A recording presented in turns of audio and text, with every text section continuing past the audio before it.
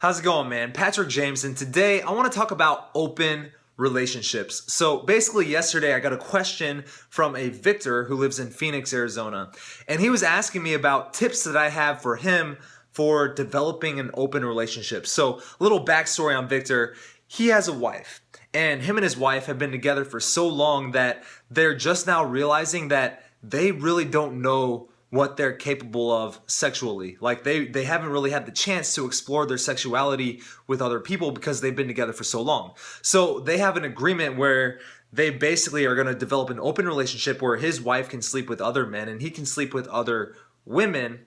But he said, obviously, there's a whole negative connotation with developing that sort of relationship, especially if she's your wife. And so he said he'll be talking to these girls at bars or clubs, or he likes to hang out at hookah lounges. And he was like, I'll be talking to these girls, and as soon as I tell them that I have a wife, even though we're in an open relationship, they almost run in the other direction. And so he was asking if I had any tips for him.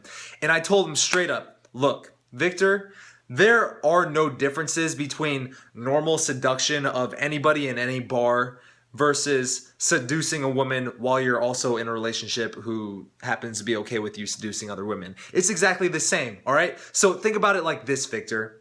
If you were standing on the street and some hot girl, ugly girl, hot girl, any girl, all right? If she came up to you on the street and was like, Victor, you wanna fuck? How would you react?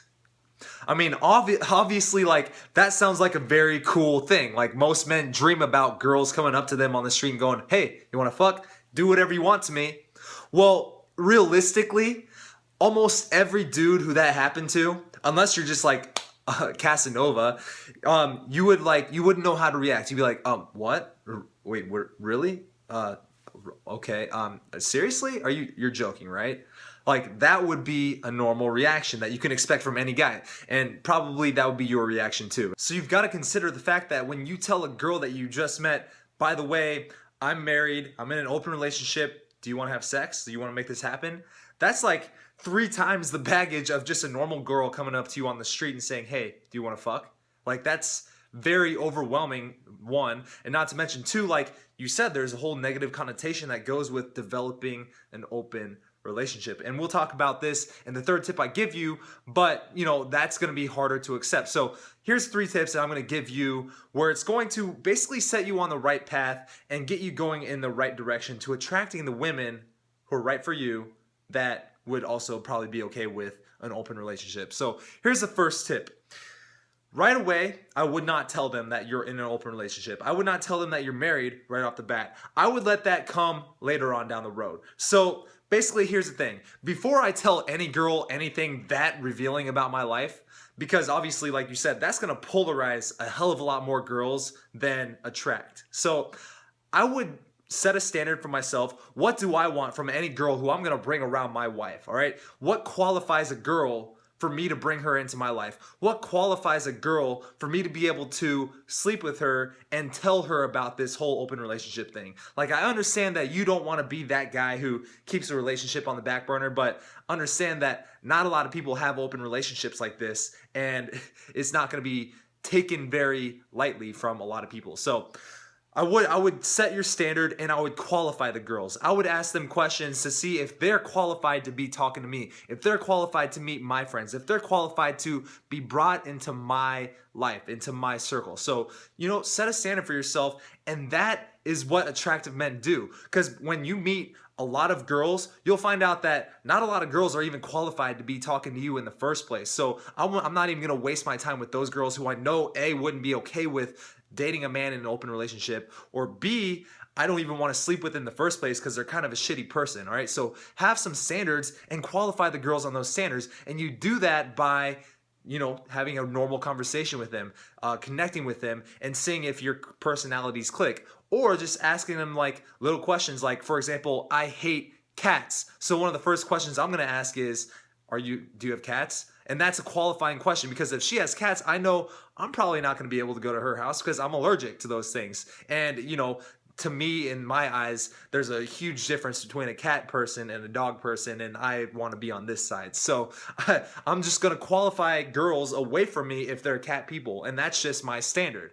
All right, so that's how you can do this with your own relationship. So have a standard and qualify those girls before you ever tell any of these girls that you have a wife. So that's the first tip. The second tip is the law of many commitments. All right, it's a marketing thing. So basically, Robert Cialdini in his book Influence talked about commitment and consistency. So a mini commitment is one step forward towards closing a sale, as he would say in this book Influence. So basically, seduction works in the same way. The more someone invests energy into another person, the more they value that person. So if I'm going to tell a girl right off the bat, by the way, I'm married, I'm in an open relationship, do you want to fuck? It's probably not going to work, all right? You probably have never ever, because not very many people can do it unless your name is Patrick James, walk into a bar in 5 minutes, walk out with a model because she has no skin in the game. She has not invested very much time into you. Therefore, she has no reason to stick around. That's the commitment and consistency principle. So if you tell a girl something that revealing about yourself right off the bat, she has no reason to stick around. Of course she's going to go in the other direction. So get her to make many commitments with you. And this is the same in any seduction process. So when I go up to a girl in a bar, I'm probably going to spark some attraction in there. All right, there's going to be a little bit of attraction going. And then we're going to start talking. We're going to start connecting. I'm going to see if she vibes with me and if I vibe with her. I'm going to start qualifying her. And now, not only is this time investment into me and me into her, but it's also like, now we're finding out that we actually click with each other. Now we're investing more time. After that, I'm probably gonna move her to a different spot in the bar, another mini commitment. So now she's moving somewhere with me. And then I'm gonna be like, oh, by the way, I'm hungry. Let's go get some food so we can talk some more. Now I'm gonna take her to a pizza joint down the street. So that's another mini commitment into me. And then from there, I'm gonna say, hey, by the way, it was nice meeting you. Here, before I get your number, walk me to my car. So now I'm leading her to my car, and this is, you can see where this is going. Mini commitments all the way back. So obviously this is very different from the paradigm of, by the way, I'm Victor, I'm married, I'm in an open relationship. Do you wanna go back to my place and fuck? Very, very different. So get them to make mini commitments. And here's the last tip I have for you is frame this whole situation as something that's very normal. Notice how I touch my frames every time that I'm talking about framing. If you go back to the other video, I do that because it's subconsciously embedding that frames are very fucking important, all right? So if you see that in your own eyes that having an open relationship is not normal, and when you tell a girl that and you're thinking that in the back of my head, she's probably not gonna like that I'm in an open relationship, well, she's going to feel your frame. Frames are very contagious, and frames are very moldable, right? So her frame is open relationships are not normal. Your frame is I'm in an open relationship and I know they're not normal. So obviously there's tension there, all right?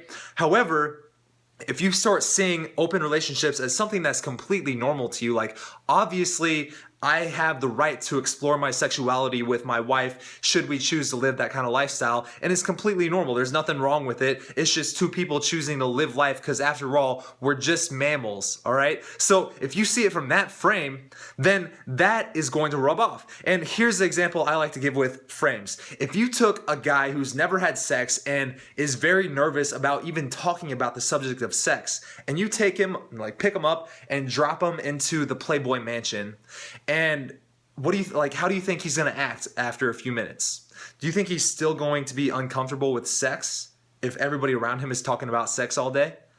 Probably not, because in that context, the Playboy Mansion, the topic of sex is very normal. Like everybody, it's just everywhere, all right? It's abundant. Everybody does it. Everybody talks about it like it's the fucking weather.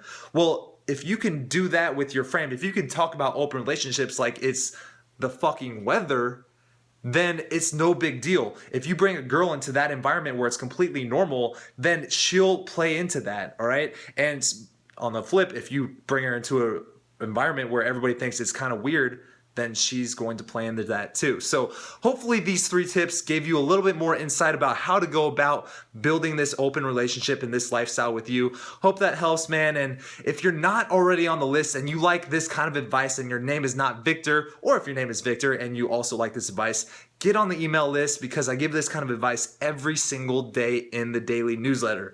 I'll see you later, man. And here's to all the unbelievers. You know, the ones that don't believe us. They baby, play it for your ex too. And all the kids around my table yelling F you.